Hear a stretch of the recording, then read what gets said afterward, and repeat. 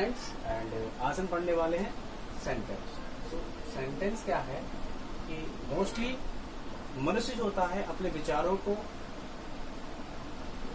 अपने थॉट्स को, इमेजिनेशन को और ओपिनियंस और फीलिंग्स, जो भी व्यक्ति के मन में जो भी विचार आते हैं, थॉट्स आते हैं, इमेजिनेशन आते हैं, विचार जो भी कुछ आता है उसको एक्सप्रेस करने के लिए जो भी मनुष्य होता है या इंसान होता है वो एक सेंटेंस का सहारा लेता है। जो भी उसे कुछ कहना होता है, बोलना होता है, बताना होता है, वह व्यक्ति जो है इन चीजों को एक्सप्रेस करने के लिए एक सेंटेंस का सहारा लेता है।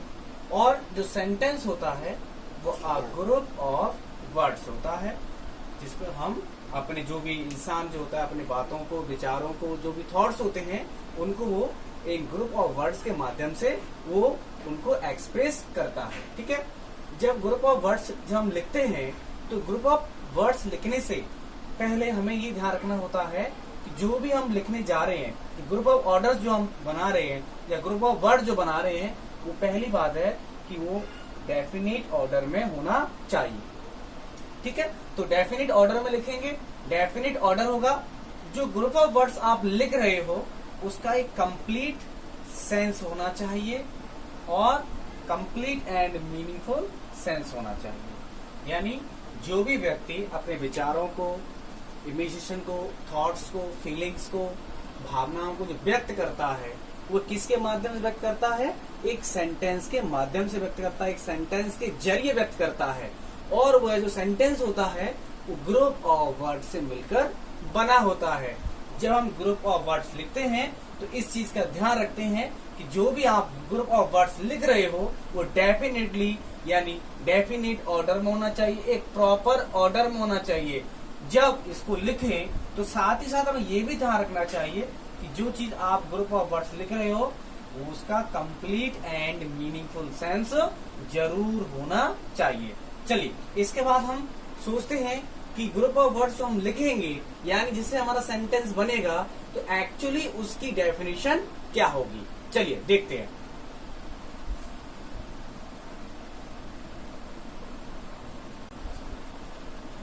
चलिए तो हम देखते हैं कि what is the definition of sentence.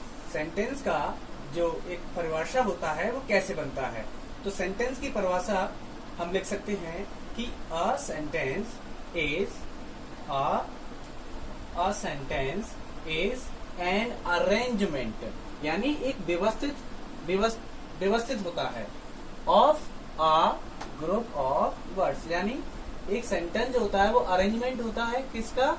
A group of words, यानी एक शब्दों का एक ग्रुप होता है जिनको हम क्या करते हैं, एक वाक्य में व्यवस्थित करते हैं, क्रम से लगाते हैं, जो makes a complete and meaningful sense.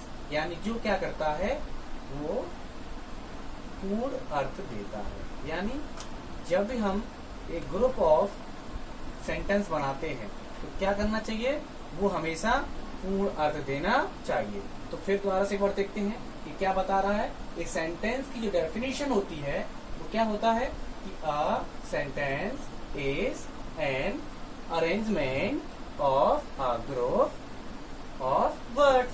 यानी एक वाक्य जो होता है वो हमारे शब्दों का समूह होता है जिसको हमें एक निश्चित क्रम में क्या करना होता है, व्यवस्थित करना होता है। ठीक है, यानी अरेंजमेंट यानी उसको हमें व्यवस्थित करना होता है। जो क्या देता है, जो क्या बनाता है, वो है कंप्लीट एंड मीनिंगफुल सेंस बनाता है। That's clear. तो आपको मैंने बता दिया कि हम जो है एक सेंटेंस की जो डेफिनेशन है वो किस प्रकार से दे सकते हैं। क्लियर। चलिए इसके आगे हम कुछ एग्जाम्पल लेते हैं। चलिए चेक करते हैं कि हमने जो समझा है वो सही है, कितना हद तक हम लोग सीखे हैं। चलिए पहला एग्जाम्पल लेते हैं। चलिए बहुत प्यारा सा एग्जाम्पल है। हमने कहा the sun moves round the earth. चलिए आप मुझे बताइए कि ये सेंटेंस जो मैं लिखा हुआ हूं ये सेंटेंस सही है या गलत। चलिए तो इसको हम चेक करने की कोशिश करते हैं। चलिए देखते हैं। तो the sun moves round the earth. चलिए, तो क्या कह रहा है? सूर्य पृथ्वी के चारों तरफ मूव करता है, चारों तरफ यानी परिक्रमा करता है। परिक्रमा करना होता है। The sun moves round the earth, यानी सन जो है वो पृथ्वी के चारों तरफ चक्कर लगाता है। सेंटेंस क्या है? गलत है। क्यों गलत है? क्योंकि भाई पृथ्वी जो है सूर्य के चक्कर लगाती है। सही सेंटेंस क्या होगा? The earth moves round the अर्थ। ठीक है, ओके।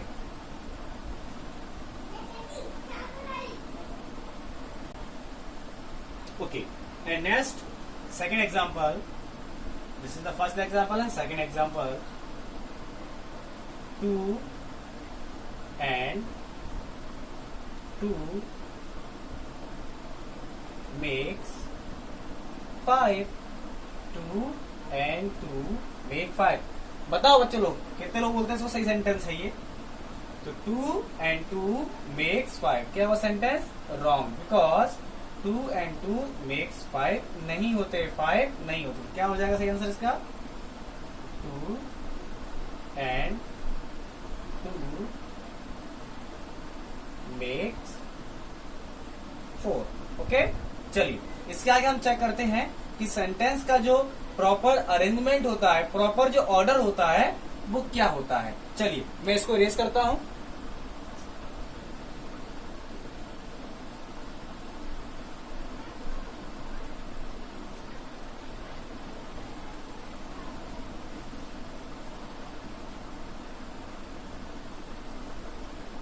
चलिए तो देखते हैं। तो अगर हम कोई भी सेंटेंस लिखना चाहें, कोई भी सेंटेंस इंग्लिश का हो, किसी का भी सेंटेंस लिखना चाहें, तो सबसे पहले क्या आता है? सब्जेक्ट। उसके बाद क्या आता है? वर्ब। उसके बाद क्या आता है? OW. Clear? This is the first formula. What is means? S. S means subject. S means subject. V is equal to verb and OW mean other word. Okay, चलिए लेट्स एंड अनदर भी हम कह सकते हैं कि subject, helping verb, main verb and OW। Your second definition, second formula, first and second, इन्हीं में हम सारी अंग्रेजी बनाकर लिख सकते हैं। सब्जेक्ट, हेल्पिंग वर्ब, वर्ब और ऑब्जेक्ट। ठीक है, तो हम यहाँ पर पहला फॉर्मूला है सब्जेक्ट, वर्ब, ऑब्जेक्ट, एंड दूसरा है subject, helping verb, main verb, या हम यहाँ पर मेन वर्ब भी कह सकते हैं इसको, है ना? इसको हम मेन वर्ब भी कह सकते हैं, और ऑब्जेक्ट। एच भी मतलब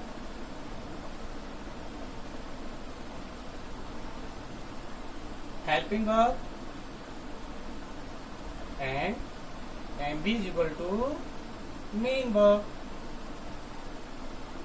ओके, गॉट इट? तो हम एक सेंटेंस को अगर हमें लिखना हो तो सेंटेंस हम किस तरीके से लिख सकते हैं? तो सबसे पहले subject, verb, object.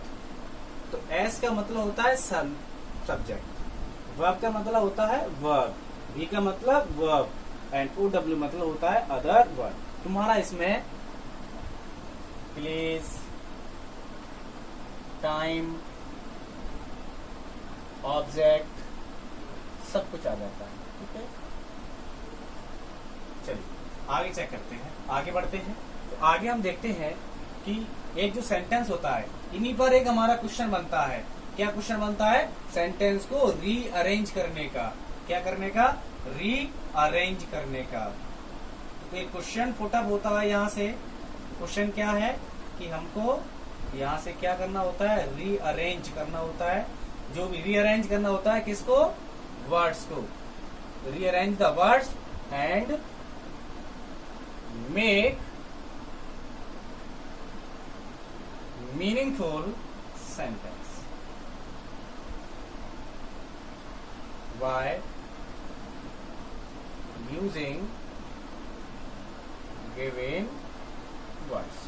Okay, so let's some practice, take some example to understand this rearrangement. Rearrange words and make a meaningful sentence by using given words. Okay, चलिए चेक करते हैं, एक दो तीन एग्जाम्पल लेते हैं. चलिए, तो कुछ एग्जाम्पल्स मैंने यहाँ पर लिख लिए आपके लिए. चलिए देखते हैं. तो सबसे पहले खास बात ये ध्यान रखना है कि जब आप किसी भी जम्बल्स वर्ड जो आपको दिए जाते हैं उनको आपको रीअरेंज करना हो, तो सबसे पहली बात आपको दिए गए जम्बल्स वर्ड के लास्ट में देखना है कि कहीं उनमें कहीं कौन कौन से जो है साइंस में दिए गए हैं. तो सबसे पहले देखने वाली बात जरूरी है कि आपको जो है 3 तरह के साइंस दिए जा सकते हैं. पहला फुल स्टॉप, ये हमारा फुल स्टॉप होता है. Second full stop, question mark and exclamation. Okay, ये 3 तरह के मार्क्स आपको जो है मार्क्स आपको दिए जा सकते हैं, जो जंबल वर्ड्स दिए जाते हैं रीअरेंज करने के लिए दिया जाता है. तो जब भी आप सेंटेंस को आप बनाना चाहते हो और आपको जो है जंबल्स वर्ड दिए गए हैं, तो आप सबसे पहले सेंटेंस के लास्ट में देखें कि सेंटेंस के लास्ट में क्या गिवन है. क्या full stop, mark of question and mark of exclamation. Okay, चलिए, तो हमने आपको मार्क बता दिया है कि जब आप जंबल वर्ड्स को रीअरेंज करना चाहें तो आप सबसे पहले सेंटेंस के लास्ट में देखना ना भूलें. ओके, चलिए अब हम बनाने की कोशिश करते हैं. चलिए, क्या कैसे बनेगा. चलिए, तो take first sentence. To market tomorrow I will go not. Okay, mark कौन सा लगा हुआ है यहाँ पर लगा हुआ फुल स्टॉप. तो फुल स्टॉप जब लगा होता है तो सेंटेंस का जो काइंड्स होता है, तो सेंटेंस किस प्रकार का होता है वो आपको समझना बहुत जरूरी. तो ये सेंटेंस जो है,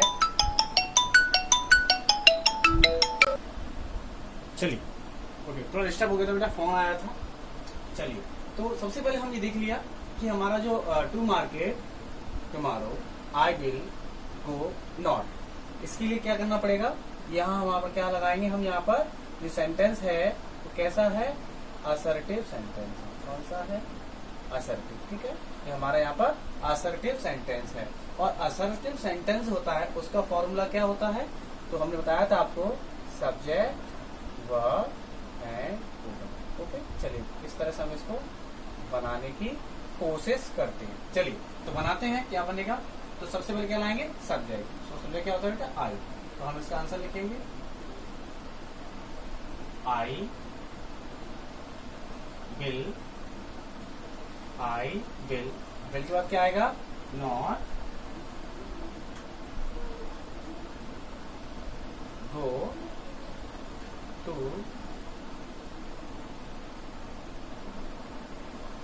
मार्केट टुमारो. ओके, इसी प्रकार सेकंड सेंटेंस को भी देखने की कोशिश करते हैं. The bone have we match. The bone have we match. Okay, ये भी कैसा है, हमारा एक असर्टिव सेंटेंस है. चलिए, तो इसको भी बनाने की कोशिश करते हैं. तो सबसे पहले क्या बनेगा, सेंटेंस का सब्जेक्ट सबसे पहले आएगा, तो वी. इसके बाद verb Bon, we have von. Because क्योंकि यहाँ सब्जेक्ट हो गया, ये हमारा क्या है, यहाँ पर हेल्पिंग वर्ब है, इसलिए क्या हम इसको सबसे पहले लिखेंगे, यानी वर्ब से पहले. We have won the match. We have won the match. Okay, चलिए नेक्स्ट थर्ड सेंटेंस. थोड़ा सा बड़ा है और डिफिकल्ट भी हो सकता है आपके लिए, लेकिन घबराने तो नहीं है. आप इसको आहिस्ता से देखें और आराम से पढ़ें कि क्या कह रहा है sentence. I up walk already the sun risen had went.